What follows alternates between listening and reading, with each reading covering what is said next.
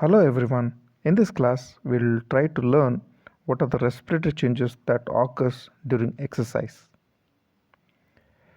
Many cardiovascular and respiratory mechanisms must operate in an integrated fashion if oxygen needs of the active tissue are to be met and extra carbon dioxide and heat are removed from the body during exercise.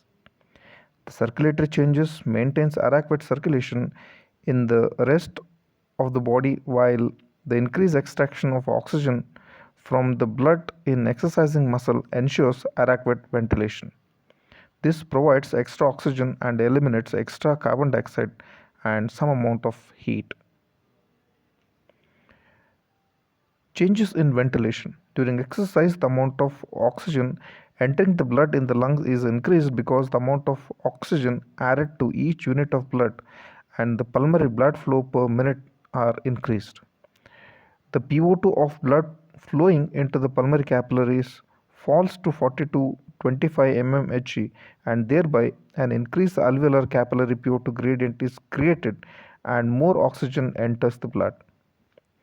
Blood flow per minute is increased from 5.5 liters per minute to as much as 20 to 35 liters per minute, and thereby total amount of oxygen entering the blood and carbon dioxide extraction are increased markedly.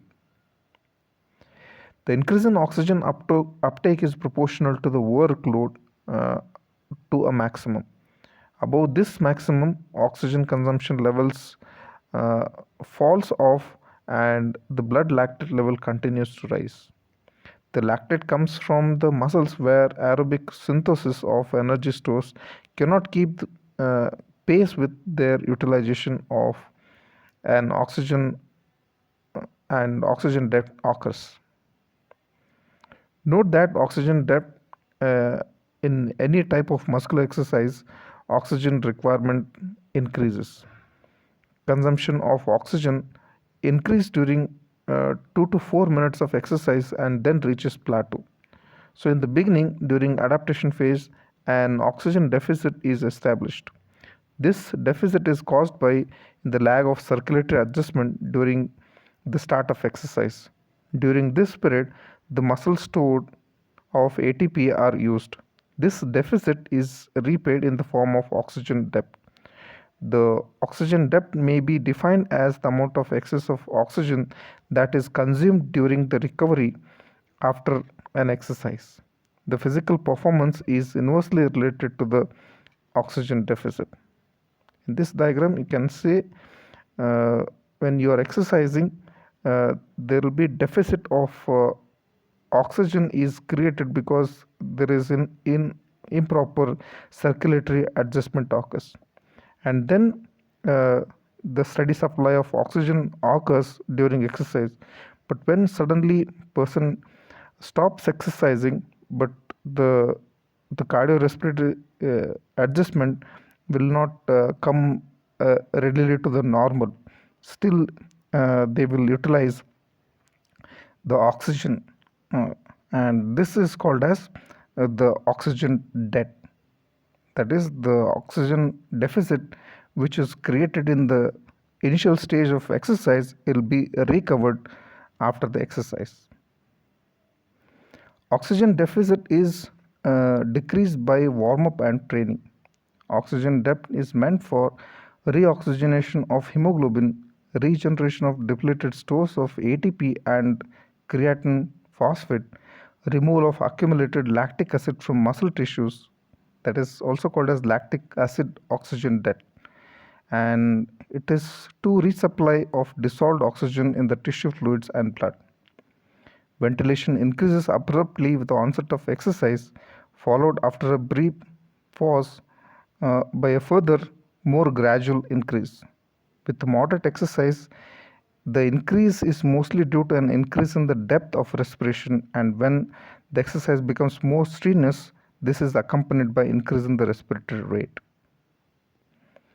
Ventilation abruptly decreases when exercise ceases, followed after a brief pause by a more gradual decline in pre-exercise values. The abrupt increase in ventilation at the start of exercise is presumably due to the cyclic stimuli and afferent impulses from proprioceptors in the muscles, tendons, and joints. The increase in ventilation is proportionate to the increase in oxygen consumption. Exercise increases the plasma potassium level, and this increase may stimulate the peripheral chemoreceptors responsible for stimulation of respiration. In addition, sensitivity of the neurons controlling response to carbon dioxide is increased, and there will be increased fluctuation in the arterial PCO2. Therefore, carbon dioxide is responsible for the increase in ventilation, although oxygen seems to play some role. When exercise becomes more vigorous, buffering of the increased amount of lactic acid that are produced liberates more carbon dioxide, and this further increases ventilation. With respect to respiratory system, there are changes in pulmonary ventilation, diffusion capacity of oxygen in lungs, and oxygen consumption. So this is given in a tabular form where the pulmonary ventilation at the rest is around 6 liters per minute, whereas it increases to 100 liters per minute, maybe 10 to 15 times.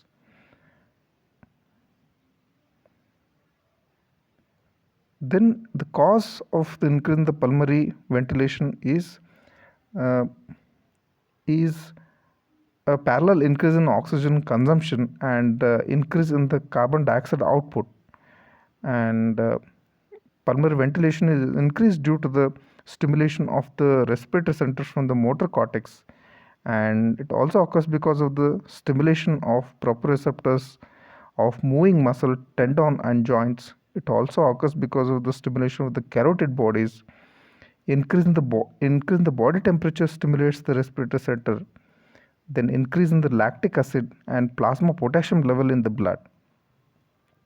Note that during heavy exercise, PV increase, pulmonary ventilation increase is not proportional to the increase in oxygen consumption and increase in carbon dioxide output. This is due to the anaerobiosis of working muscles, which contributes to extra drive to respiratory centers. Diffusion capacity increases to above at least 3 times, and this occurs because of the increase in the blood perfusion around air sacs in the lungs and opening of more capillaries, both increase in surface area of contact between alveoli and capillary. There is increased oxygen consumption uh, about 15 to 20 times the resting values. This occurs due to the 3 times increase in artery-venous oxygen difference, and 5 times increase in the oxygen delivery to the tissue, and increased oxygen delivery to the tissue is due to the increase in cardiac output, alveolar ventilation, capillary density, and RBC count. So these are some of the changes that you see in respiratory system during exercise. Thank you.